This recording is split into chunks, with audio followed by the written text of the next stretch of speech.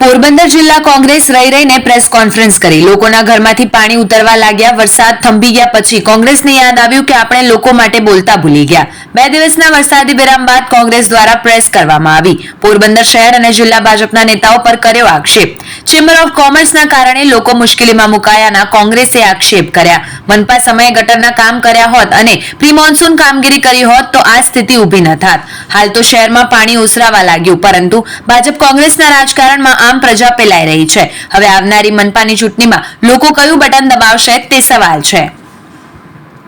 કારણ માટે એ છે કે આપણે બધાએ જોયું છે કે 19 તારીખથી પોરબંદરની અંદર જે વરસાદની જે શરૂઆત થઈ છે, અવારનવાર હવામાન વિભાગ દ્વારા પણ તંત્રને એલર્ટ કરેલું હતું કે ભાઈ એટલી તારીખથી એટલા સમયની અંદર આવો અતિ ભારે વરસાદની સંભાવના હોય, પરંતુ ખબર નથી પડતી પોરબંદરના આ નેતાઓને, આ પોરબંદરના આ નગરપાલિકાના તંત્રને કે જે પ્રી મોન્સૂનની કામગીરી કરવાની હોય એ કામગીરીને બદલે આજે લોકમેળાને, જે આનંદ મેળાને જે લૂંટ મેળો બનાવવાની જે પ્રક્રિયામાં અહીંયા ભાગ ભજવો છે, એને અનુસંધાને આપણા માનનીય સીએમ સાહેબનો પણ પ્રોગ્રામ આ લોકોએ નિષ્ફળ બનાવવાના પ્રયત્ન કર્યા છે। અને જે કંઈ અબજો રૂપિયાના જે ધોવાળો કરવામાં આવે છે, કોંગ્રેસ વતી માંગણી અમારી છે કે ભાઈ 17/7/2023 રોજ આજે સાંધિયા ગટર ખુલ્લી કરેલ અને આજની તારીખે એ જ પોઝિશન છે।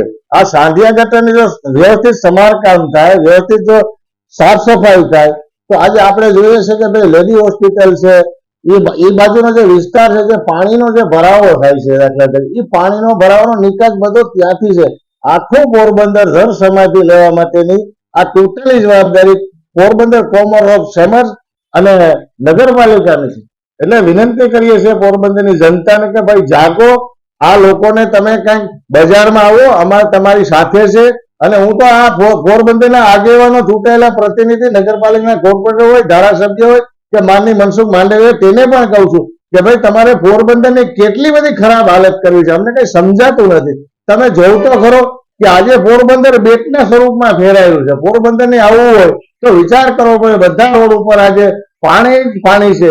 અને એવું કામગીરી કરવામાં આવી છે કે આપણે પોરબંદરથી જે કુચડી વાળો જે રોડ છે તે હાલ નવો રસ્તો બને તે પણ તોડીને પાણી ડિવાઈડ કરવામાં આવ્યું છે।